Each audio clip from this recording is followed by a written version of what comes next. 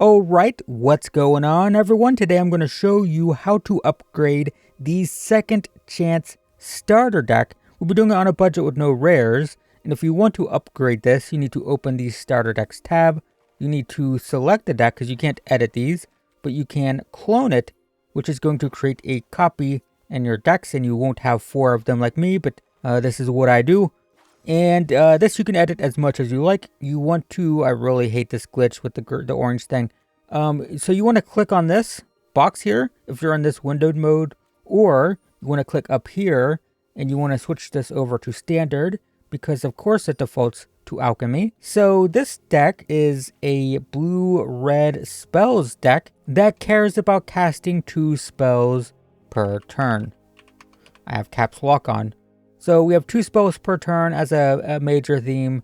We have lots of things that draw, so we can cast 2 spells per turn. Oh, this says cast another. Does that?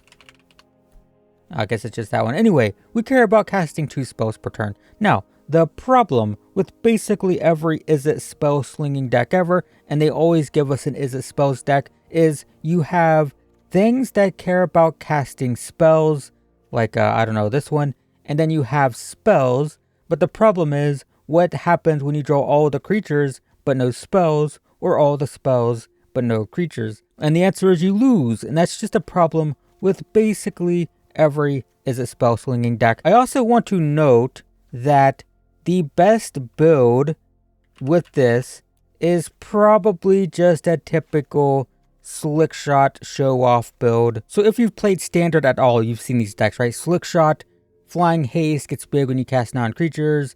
Monastery Swift Spear the same. This also has prowess. And then you have things like Monstrous Rage and Demonic Ruckus.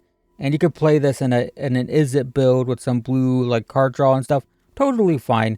But we're going to stick with the playing 2 cards theme that you see with things like this. So let's start by taking out Rodeo Pyromancers and replacing them with Stormcatch Minters. The idea behind this is when you cast your first spell, you get 2 mana, which helps you cast your second one. The problem is, this is at the top of our curve. We're going to make the deck a lot more optimized.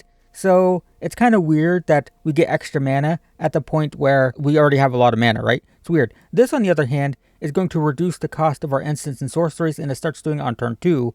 That means down here in the 2-drop slot, we start getting a mana advantage, so we can start casting 2 spells per turn much earlier, which is kind of the whole point of the deck. So we'll cut these out, and this reduces the cost of instants and sorceries by 1. So if you cast 2 spells per turn, it sort of adds 2 mana either way. It reduces the cost of 2 spells by 1, so you're getting a 2 mana advantage just the same.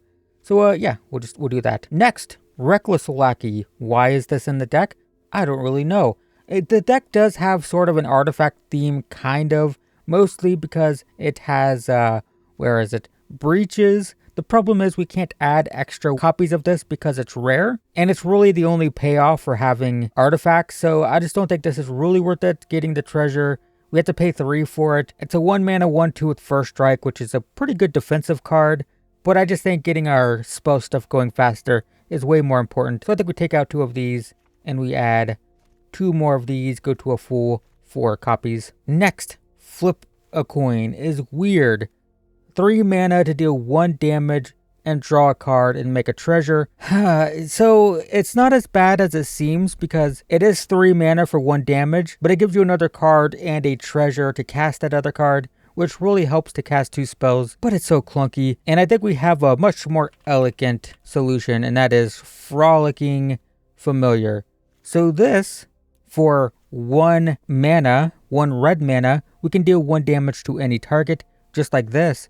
But the cool thing about this is because it is an adventure, it's 2 spells in 1, right? We can pay 1, ping something for 1, then pay 3 and get the creature. And then the creature is another payoff. Whenever we cast an instant or sorcery, it gets +1/+1 and it has flying. I just think this is much more, it just feels more consistent. This feels very awkward and clunky a lot of times. So we'll take 2 of these out, add 2 of these. Next, I think we want to put another one in for one of these. Very similar cards, same philosophy, 2 cards on 1. The only difference is this Alchemist is really clunky, The spell costs 3, and it does give us another instant or sorcery, but it's not card advantage because it puts it on top. And the creature gets +2/+0, but it's only on the first instant or sorcery we play, so it can only be a 3/3 max, and it's on the ground, whereas this has flying. So I just think this makes a lot more sense. We could probably take both of these out for both of these, but I have other plans for the second copy of this, so don't you worry. But for now, we're going to put one of these in, take one of these out, and that is just a little bit better. So speaking of this extra copy, I would just rather have another Razzle Dazzler. So this is a 2-mana 1/2 when you cast your second spell. A very important note about this, by the way, it only cares about your second spell, not your second instant or sorcery. So you don't have to cast instants and sorceries, you can cast creatures. So I think we should take out one of these and go up 2-3 copies of these, because I actually think it's not terrible. It also can't be blocked, by the way, when that triggers. So a nice way to punch damage through. Next, I think Thunder Salvo is a little weird for this deck, and we're going to replace it with Slick Sequence. So Thunder Salvo, 2 mana, it deals X damage to a creature, can't hit players, where X is 2 plus the number of spells we've cast. Other spells, by the way. So this really rewards you for storming, right? You want to cast like 5 spells in a turn or something, and even then it's still just a removal spell for a creature. The weird thing about this deck is I usually only want to cast 2 spells per turn. If I have 3 spells I can cast, a lot of times I'll hold the other one for the next turn so I can trigger my double spell stuff again. So I'm not actually looking to cast tons of spells per turn, I'm just looking to cast 2. This, on the other hand, deals 2 damage, technically can't get extra damage, so it's slightly worse, I guess. But it can hit any target, so it can hit players. And if we've cast another spell, we draw a card. And that is huge for this deck. We have to constantly replenish our hand so we can cast 2 spells per turn. Obviously, if you're drawing 1 card per turn and you're trying to cast 2 cards per turn, that doesn't add up. It's not going to work. You need your cards to constantly replace themselves, and this is a very important aspect of that. So we're going to take 2 of these out. We're going to get 4 copies of this one, and any card that replaces itself or nets us extra cards is a good thing. So next, I'm kind of on the fence about this one, man. Ill-Timed Explosion, it's a very good standard card. It is played in standard competitive decks. It draws 2, that's good. Then you can discard 2 cards, so it breaks even. When you do, Ill-Timed Explosion deals X damage to each creature, where X is the greatest mana value among cards discarded this way. It's very good, but it's hard to play it and not kill our own stuff. Every time I've drawn this while playing it, it's like, I just end up paying 4 and drawing 2 and then not discarding. What I do love, and every single time I draw it, I'm so happy, is Hearth Elemental. So, this card, it's a 6 mana 4/5 that has its cost reduced by the number of cards in your graveyard that are instants and sorceries or have an adventure. Remember, we are playing some adventure stuff. But the cool thing here is for 2 mana, you can discard your hand and draw 2, and we do that when we're empty-handed. This is a refill. We basically chain all of our spells, and once we're out of gas, this nets us 2 cards. Even if we have to discard like a land, which usually ends up happening, that's fine. And then it's a 4/5 beater on the battlefield. Now, is that better than Ill-Timed Explosion? This is gonna have its moments for sure, but the redraw of this has been so good that I think this is worth it. It's definitely, we're gonna just go right back over here, it's definitely better than Seize the Secrets. So this draws 2 if we've committed a crime, which we can kind of do, sort of, if we do target. I mean, we can commit crimes, sort of. It gets reduced by 1. It's a perfect second card, right? If we play a burn spell, then pay 2, draw 2, that's awesome. But this is so useful in the late game to redraw and then play a threat. I like it a lot. Much better than this. This card is just underrated. And remember, you don't have to cast a spell. Sometimes it's just like a 2 mana 4/5, and that's fine. Next, we need to talk about Archmage's Newt. I really want to like this card. It's a 2 mana 2/2. When it hits a player, we get to give an instant or sorcery card in our graveyard flashback, and the flashback cost is equal to its mana cost. And if we saddle it, the flashback cost is 0. It's really cool. I feel like it needs to be played in a burn deck. You want to be playing predominantly burn spells to burn off creatures, and you play it in a mid-range spell deck. I think it's super cool. But in this deck, I just found it to be really hard to actually connect with the opponent. They always have a blocker. And every single time I drew it, it was just a 2 mana 2/2 that did nothing. Very rarely did I ever cast a flashback card. So, You know what I'd rather have? A Tolarian Terror. It's a 7 mana 5/5. I should bring it down here.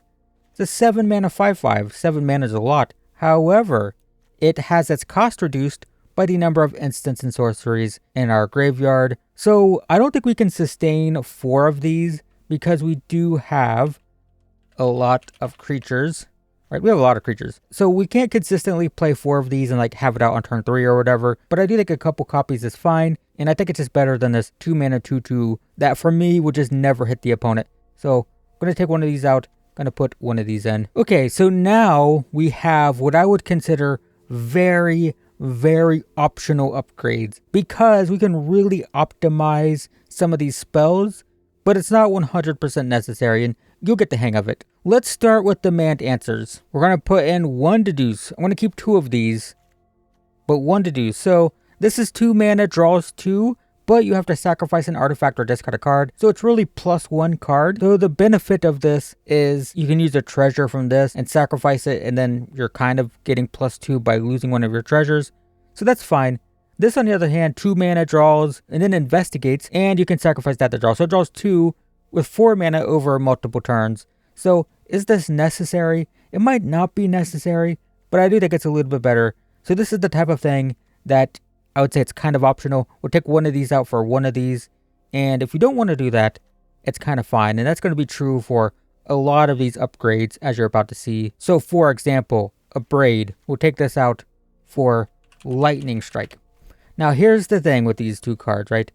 A Braid can only target creatures or artifacts. Now that's very versatile. The problem is, what if you're like against blue-white control and they don't have those? You can't cast this unless you hit your own creature, which means it's harder to double spell. We want to cast 2 spells, right? So we can draw a card here and get a counter here and get a investigation here. And this might be uncastable. So even though it's more versatile and you could argue it might be better in some decks, since we care so much about casting 2 spells, also, by the way, this can cast stuff off the top, but if this is uncastable, then we just lose that for a turn, right? So this is just more versatile in our deck because we really want to be able to cast our spell. Do you have to do that? Probably not, but I'm going to. We're going to take out 2 Braid for 2 Lightning Strike. Next, another very, very optional upgrade. Seize the Secrets for a Deduce. This is very good if we can commit a crime or if we can like reduce it by 2, right? If we can just pay 1 mana for that, that's great. But this is more consistent. It draws 2, it does it for 4, but it does it over multiple turns. We can more easily double spell early, and then we get the extra card draw late. This one, if we don't have a way to reduce the cost, like let's say we have this and a creature in hand, like this one for example, there's no way to cast this for less, right? We'd have to pay 2 for this, and then we'd have to pay 3 for this, so it costs 5. This, on the other hand, because the mana value is less, it's easier to double spell with early, and we still get the extra card eventually when we have excess mana. That's the logic here. Is that necessary? I think it's better, but it's kind of optional. So I'm going to take 2 of these out and add 2 more of these, go up to 3. I think that's better. And that is it for our upgrades. So there are some weird things. Breaches is really hard to take advantage of, but these 2 together are really cool. I also think Scalding Viper is just too perfect for this deck. It's another, you can double spell with it because you can cast the adventure, then cast the spell. It's really good. So these rares are awesome. These are the things that I would be wanting to add extras of, as well as the, the Slick Shot Prowess build. That's fine too. Things that I think are bad still. Oh, also this is pretty solid. I would say like 1 extra copy is kind of fine, but we are getting a lot of creatures. You want to be aware of that, right? You don't want to add too many creatures. The weaker cards in the deck are probably this one, Razzle Dazzler. Would I rather have a Razzle Dazzler, 3 of these, or 3 Scalding Vipers? I think I'd rather have 3 Scalding Vipers, or Malcolm. Malcolm is very good. Investigate, so much card advantage. I think with Breaches, you really need a lot of artifacts. It's hard to take advantage of this, but I do think you could add extra Scalding Vipers, extra Malcolms, and extra Maliks by taking out some of this. The big problem with this card for me personally is we don't have a ton of instants, and we do. We have 14. Remember, we care about casting 2 spells per turn, not always instants, right? So I do find that I can't cast the thing on top very frequently, so kind of annoying. So these, I would say, are the weaker cards, and I'd be looking for more of these personally if you want to build on a non-budget. Anyway, that's going to be it for our upgrades. If you want to see the complete deck list, I will leave it in the description. I think this deck is better than where I started. I do think that in general, it's not a super competitive deck, and I do think there's a lot of room for improvement, so definitely continue to try add more of these, maybe more Tolarian Terrors, maybe adjust the spell and creature ratio. There's a lot you can do with this. It's a pretty casual archetype, but definitely better than where we started. So hopefully that's useful. Thanks for watching, everyone, and I will see you in the next one.